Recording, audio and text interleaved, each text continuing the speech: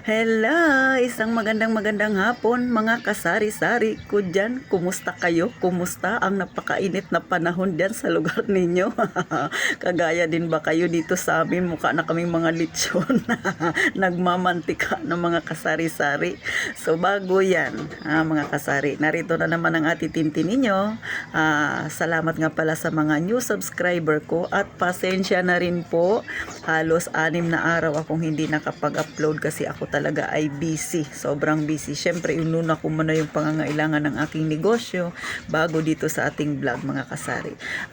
Itong vlog ni Ate Tintin ay gusto ko lang din ma-share sa inyo yung aking journey, mga kasari, at saka yung iba para matulungan din, para magkaroon din sila ng inspirasyon na kahit maliit ang kanilang tindahan, magpatuloy lang, mga kasari. So, alam niyo mga kasari, 3 buwan na lang, mag-4 na taon ang aking tindahan, nananatiling matatag. Bakit ba nananatiling matatag ang tindahan ni Ate Tintin? Wala ba akong hinarap na problema? Baka isipin nyo, kasi si Ate Tintin wala namang binubuhay, isa lang yung anak niya, may trabaho naman, kaya nakaabot ka ng ganyan katagal. O, diba, sarili na lang ni Ate Tintin yung iniisip niya. O, ganun ba? Kaya tumagal yung aking tindahan. Wala nga ba ako nasagupang mga problema, mga kasari, kaya hindi ako nagsara?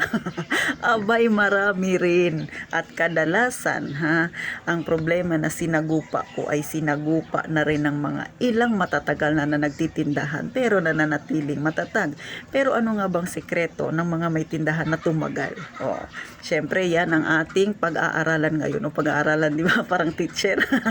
Yan yung topic ni Ate Tintin.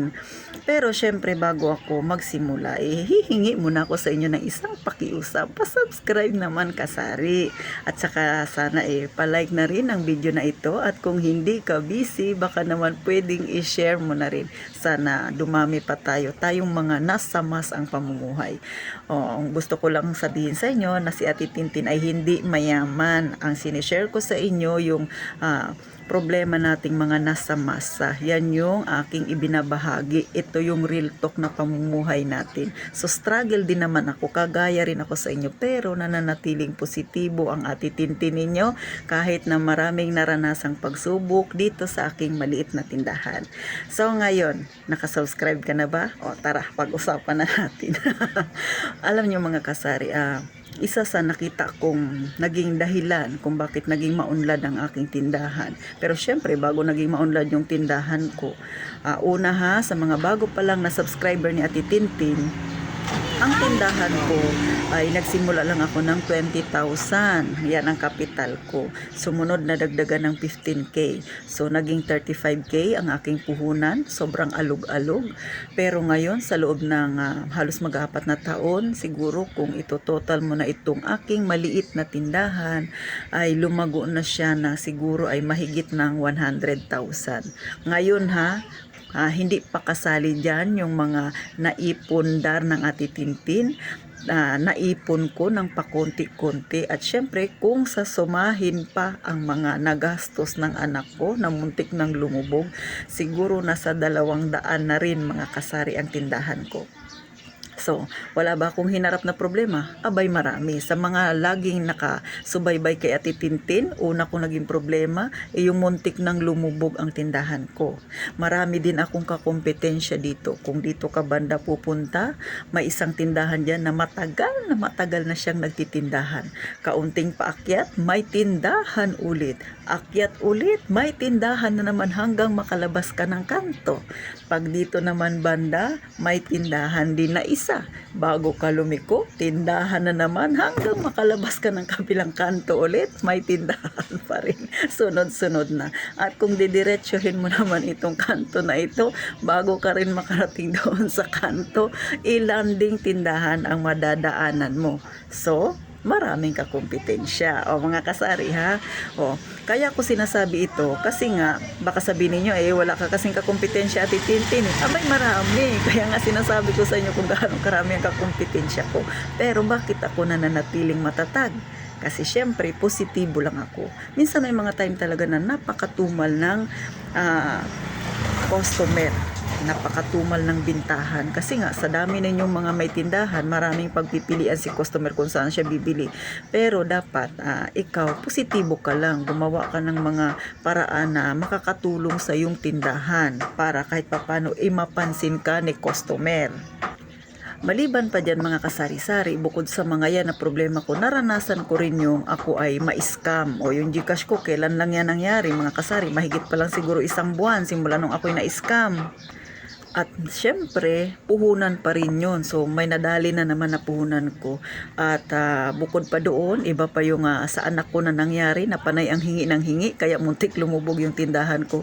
So, ilan lang yan sa mga napagdaanan kong problema dito sa aking tindahan.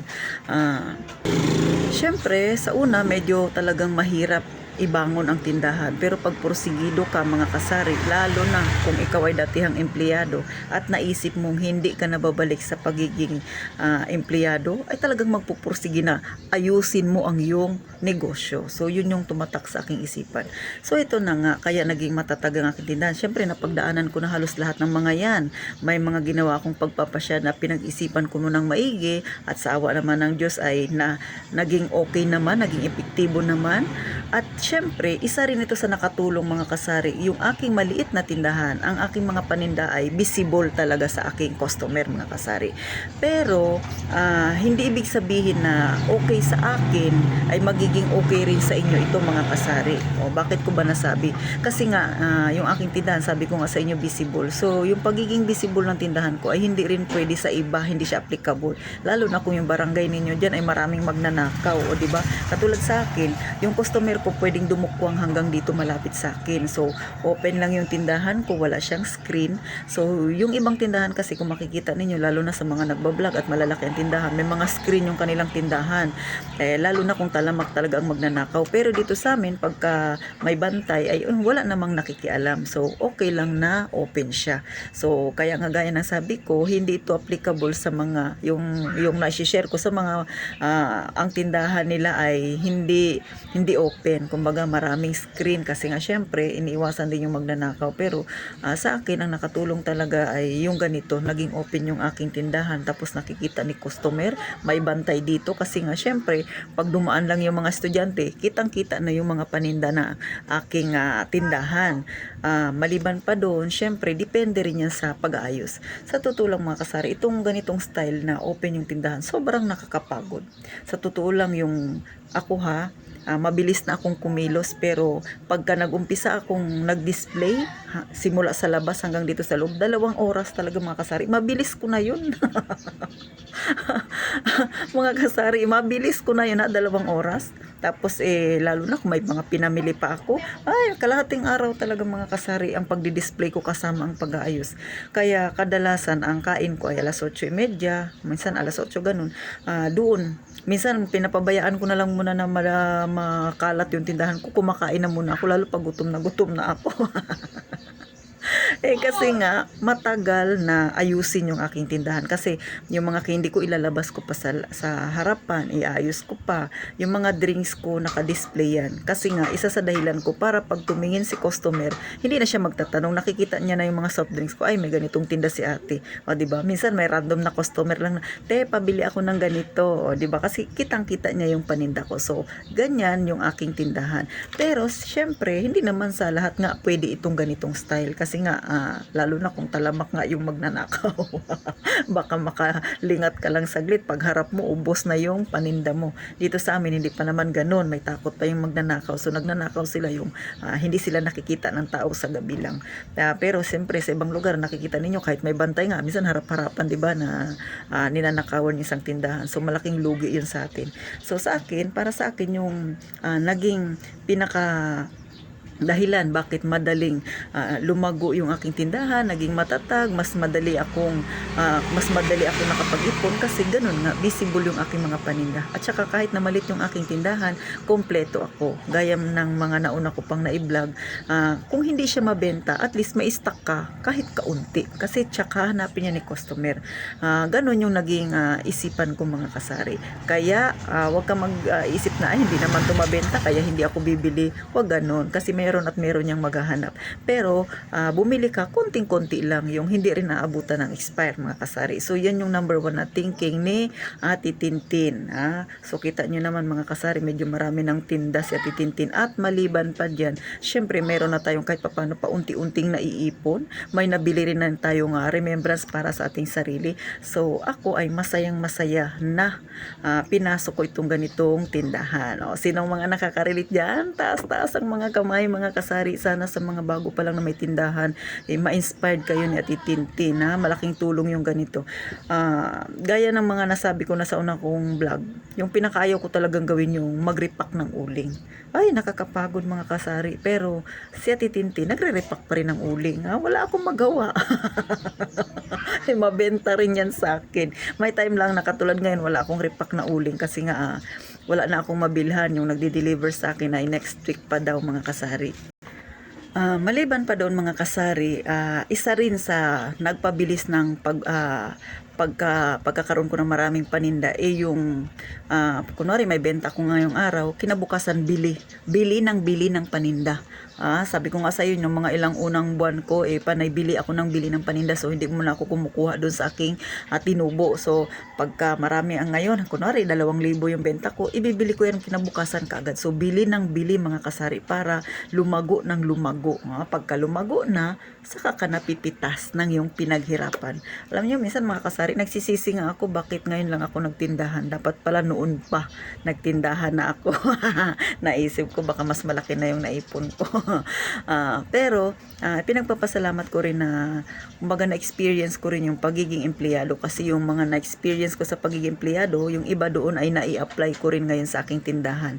Pero syempre sa isip ko hindi na ako babalik sa pagiging empleyado. Kaya nga pinagbubuti ko ang aking tindahan at yung mga naririnig ko, napapanood ko sa mga nagbablog din, nakakakuha ko ng kaunting idea sa kanila, ibinabahagi ko rin sa inyo kasi ito yung naging journey ko na sa mga may bagong tindahan dyan, alam ko magiging journey mo rin yan mga kasari. Basta ang aking maipapayo sa mga baguhan palang nagtitindahan at na mahilig manood ng mga ganitong video, kunin ninyo ang sa tingin ninyo ay mainam na payo ng mga kagaya naming nagbablog. At kung sa tingin naman ninyo ay hindi epektibo sa inyo, huwag nyong kunin, di ba? Damputin nyo yung kapakipakinabang na sinishare namin, mga nagbablog na gaya ni Ate Tintin, mga kasari. Alam ko, pagdating ng panahon, malaking maitutulong yan sa inyo. At syempre pa, kung naiisip mo minsan na napapagod ka na, magpahinga ka lang saglit. Hindi masamang magpahinga, pero wag kang tumigil kasi yung buhay nating mga nasa masa, hindi rin tumitigil yan, di ba? Lalo na ngayon mga kasari, talagang pamahal ng pamahal ang bilihin at lalo ngayong tag-init, palaki ng palaki ang ating binabayarang kuryente. Isa rin yan sa problema nating mga may tindahan kasi syempre lumalaki yung ating kuryente, mas malaki yung ating babayaran.